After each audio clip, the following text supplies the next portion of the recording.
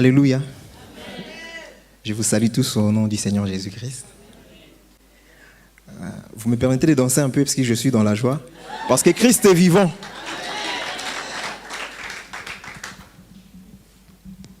Je vais me présenter. Je m'appelle Kapaya Mweni.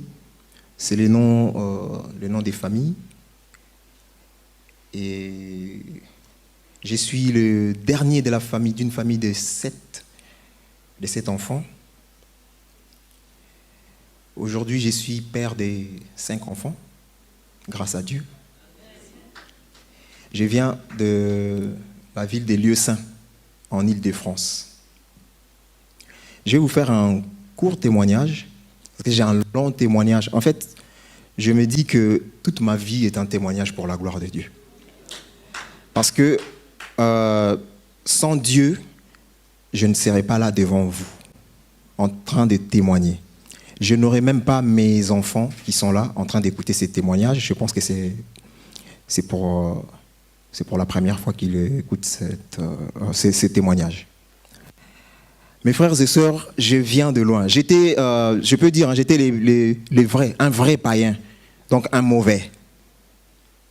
J'étais dans le monde. J'ai grandi dans cette famille de 7 enfants, à Kinshasa, capitale de la République démocratique du Congo, en Afrique centrale. J'ai grandi dans une commune un peu influente de Kinshasa, la commune des Bandal, là où est sorti presque plusieurs stars du pays. Alors dans la commune de Bandal, j'étais un garçon, le dernier de la famille, cajolé dans la famille. J'avais vraiment l'amour de mes parents. Et on avait, comment dire, c'était une famille modeste. Arrivé un moment, je cherchais comment faire pour réussir ma vie, comme ça se passe dans la vie de tous les garçons qui grandissent et tout. Alors, nous avions à l'époque un grand groupe du pays, là où je vous ai dit qu'il y a des stars. C'était un grand groupe. En fait, nous, en tant que jeunes, et j'étais païen, j'étais vraiment dans le monde, on regardait ces groupes-là. Pour nous, ils étaient comme des modèles. Donc, c'était nos grands frères. Arrivé à un moment, comme Dieu, par son amour, moi, je ne le savais pas, il avait déposé un don en moi. Ce don-là, c'est le don de la musique. J'ai appris à jouer la guitare miraculeusement. En fait, mon grand frère qui avait une guitare, qui n'était même pas guitariste, il avait une guitare à la maison comme ça. Et moi, le jour que j'ai vu une guitare à la maison, c'était pour ma première fois de voir une guitare. Je me disais, mais c'est quoi ce bois? Et puis qui sort des sons comme ça. Je voulais découvrir en fait. Et mon grand frère m'a appris 3 accords. Pour les gens qui connaissent un peu la musique, hein, parce que peut-être qu'il y aura des mots qui seront un peu techniques. 3 accords, c'est-à-dire, j'ai pris seulement les 3 accords là. Quand j'ai commencé à développer, je me suis rendu compte après que j'ai joué même plus que la personne qui m'avait appris ces 3 accords. Donc j'ai béni Dieu pour ça, parce que c'est un don qu'il a déposé en moi. Et donc, quand j'étais jeune, avec ce que je faisais, avec ma guitare, la musique, j'ai cherché à perfectionner la musique et tout. Ce grand groupe, là où il y avait nos modèles à nous, ce groupe-là a été séparé. Donc après la séparation de ce groupe, il y avait un autre groupe qui était venu en Europe, ici, et l'autre groupe qui était resté à Kinshasa. Alors ce groupe-là qui était resté à Kinshasa, c'était un groupe faible, hein, c'était 3 personnes. Imaginez un groupe de 20 personnes, et il y a, par exemple, 16 ou 17 personnes qui sont parties. Et le 3 là, c'était un petit peu comme des malheureux. Voilà. Et ce groupe-là sont passés au recrutement. J'étais surpris de voir qu'on était venu me chercher à la maison. J'étais à la maison de mon père et de ma mère, en train de chercher la vie comme tout jeune garçon sorti d'une famille assez modeste. Et je vois le grand frère du quartier entrer à la maison pour me dire on a besoin de toi dans ces groupes-là, parce que regarde ta famille, comment elle est, regarde toi-même, tu n'as même rien, des fois tu n'as rien à manger, même rien pour t'habiller et tout, mais réfléchis, hein, réfléchis à la vie et tout, donc viens, on part. Et c'est comme ça que je suis parti. Je serai vraiment court. C'est comme ça que je suis parti dans ces groupes-là. Alors qu'est-ce qui se passe dans ces groupes? Nous avons développé ces groupes, et c'était un groupe qui était soutenu par plusieurs, entre guillemets, par plusieurs hommes, par plusieurs prêtres aussi, pour bien dire les choses. Ça, je fais court. Si le Seigneur permet, je ferai un témoignage un peu plus long en détail pour les gens qui seront intéressés, bien sûr. Et donc,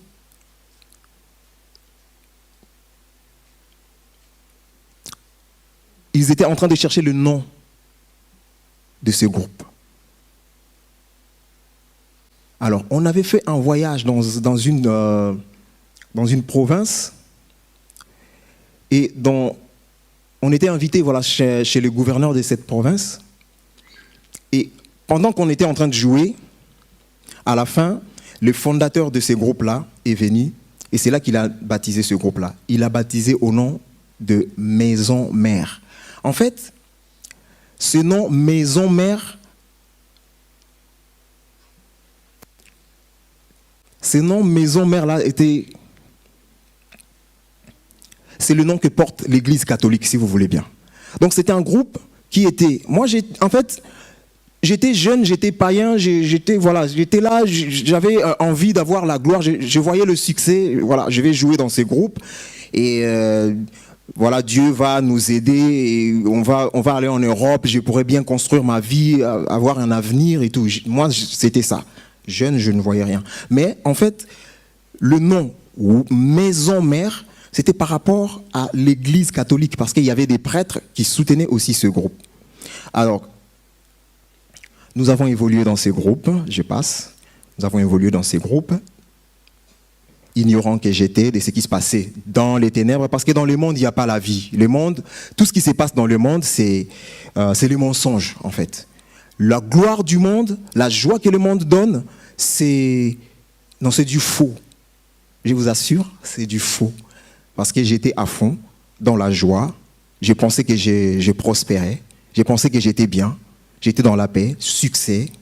Je me rappelle un jour, nous sommes venus en France en tournée pour faire la salle de Bercy.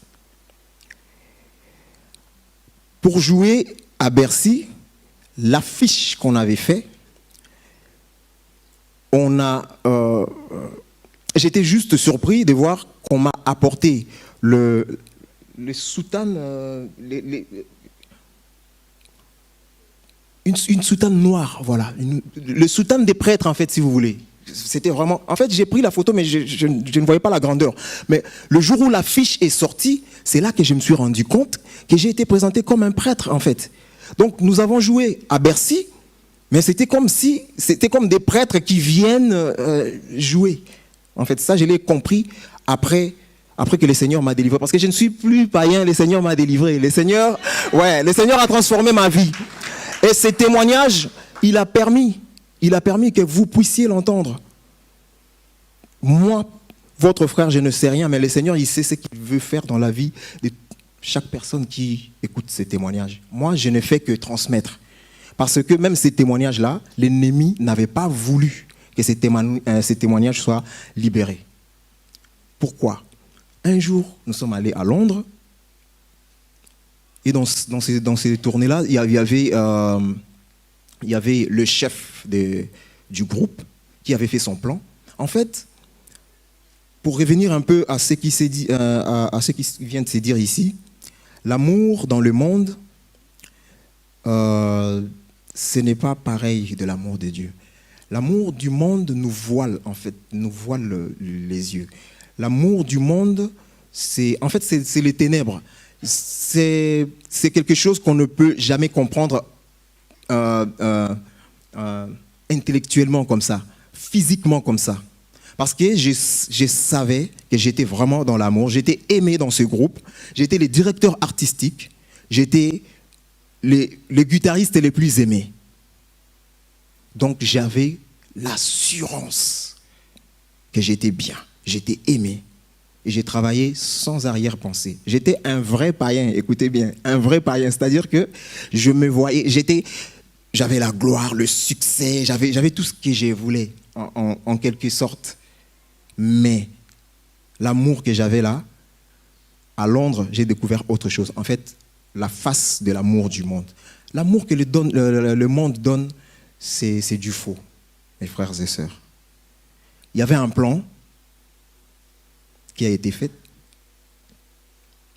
pour que je sois, moi, sacrifié.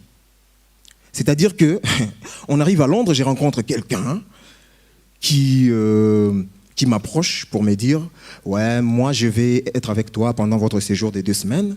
Je vais t'aider à faire des courses et tout. Tu sais toi-même, non? Vous êtes ici, donc toi, tu t'es calme, tu restes tranquille. Moi-même, je vais aller chercher des choses et tout. Donc, tu vas rentrer bien. Je vais faire des valises et tout. Donc, tout se passera bien. Compte sur moi. » C'était ça, son discours. J'ai compté sur cette personne. Un jour, nous sommes sortis. Je devais dormir chez la personne. Alors qu'il y avait un plan qui était fait. Et ces plans-là, en fait, cette personne-là, c'était un féticheur.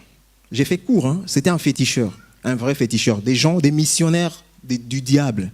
Des gens qu'on envoie en mission pour aller détruire la vie des gens.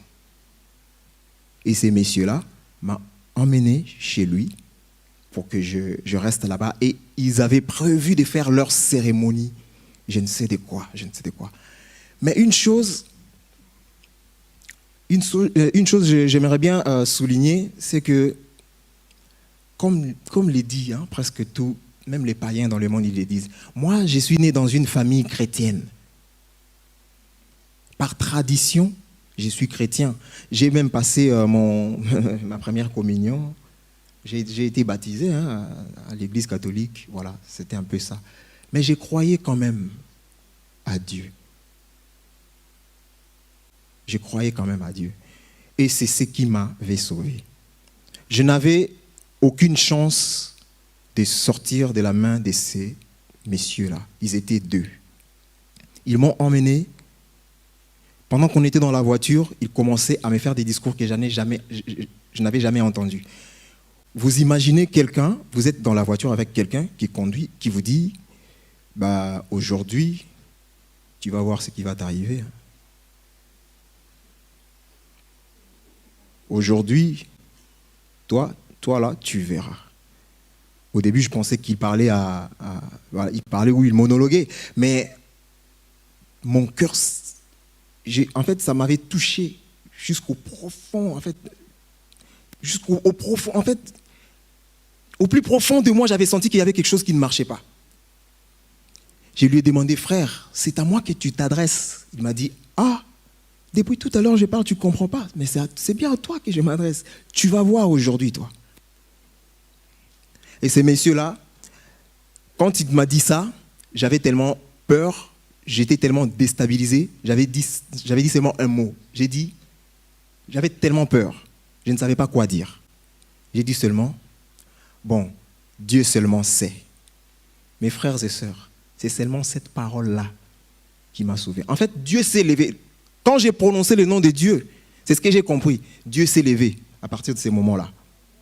J'ai dit à ces messieurs, s'il te plaît, comme nous ne sommes pas encore arrivés chez toi, tu peux faire demi-tour pour me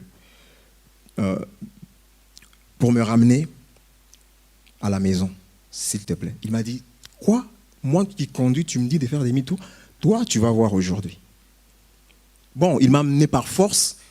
Arrivé chez lui, il y avait ces féticheurs, l'autre féticheur qui était là avec lui. Donc, voilà, leur plan était de m'enlever la vie. Alors que je n'avais rien fait. Moi qui étais le chouchou du groupe. J'étais aimé.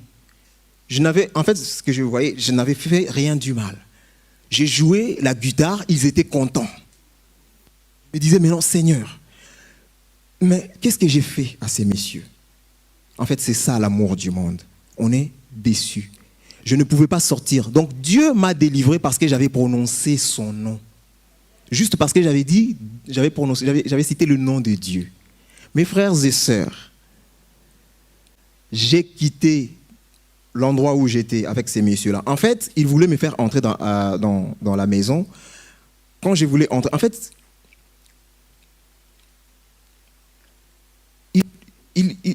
comment dire ça? Ils faisaient des incantations pour me dominer, en fait. Quand j'avais cité le nom de Dieu, c'est comme si je me suis réveillé. Donc j'avais compris là où je me trouvais, dans les mains de ces gens, voilà, de ces gens du monde des ténèbres. Et ces messieurs, quand il m'a appelé pour entrer dans sa maison, j'ai fait premier pas, deuxième pas, troisième pas, ma conscience revient. J'ai dit, s'il te plaît, tu peux me ramener chez moi. Comme j'insistais, son autre ami là, il a dit, en fait, il s'est désespéré. Hein. Il a dit, ben, ça fait longtemps qu'on se bat pour l'emmener dans la maison, et là, on doit faire vite parce que moi j'ai autre chose à faire, j'ai pas que ça à faire. Il commence à parler à son autre ami.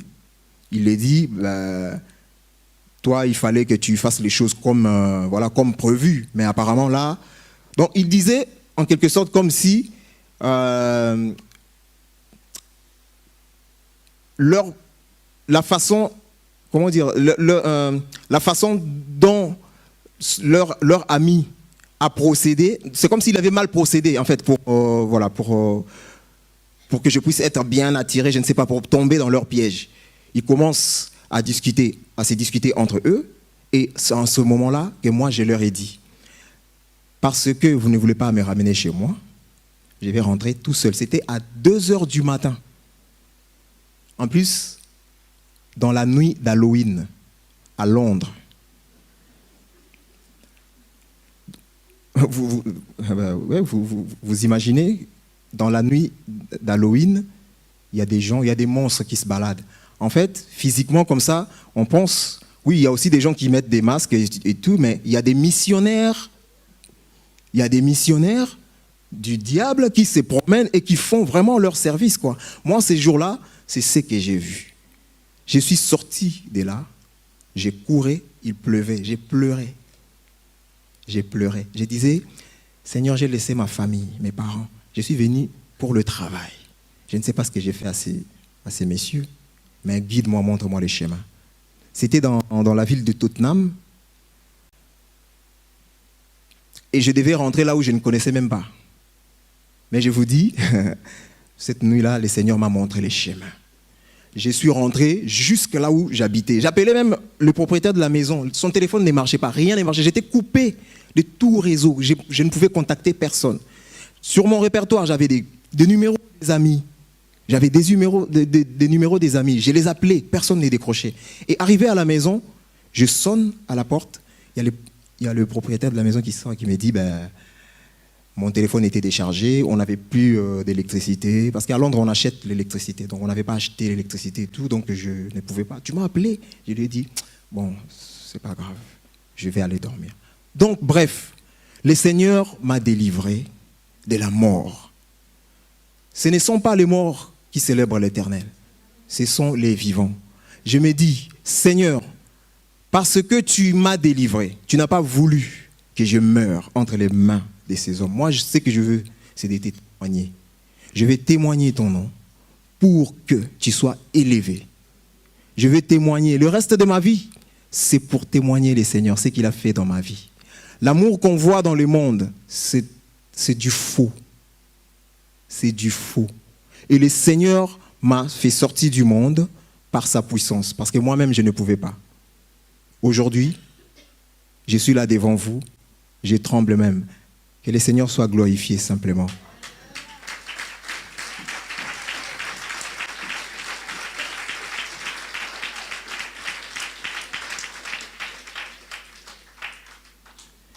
Si le Seigneur permet ces témoignages, je partagerai avec vous en long dans la chaîne de l'Église, si le Seigneur permet. Donc aujourd'hui, je suis votre frère. Le Seigneur m'a transformé. Quand je suis arrivé en France, le Seigneur a permis que je puisse me faire baptiser. Je me suis fait baptiser.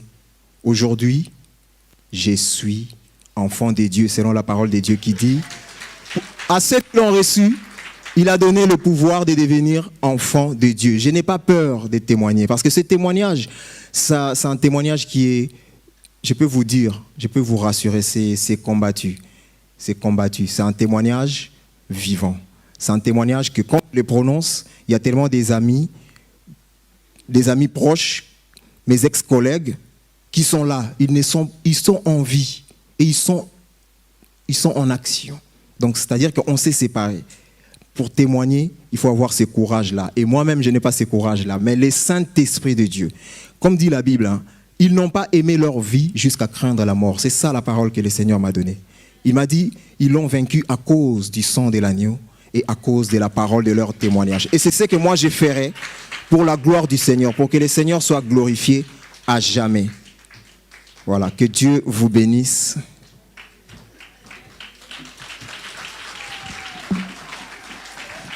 Gloire de Jésus.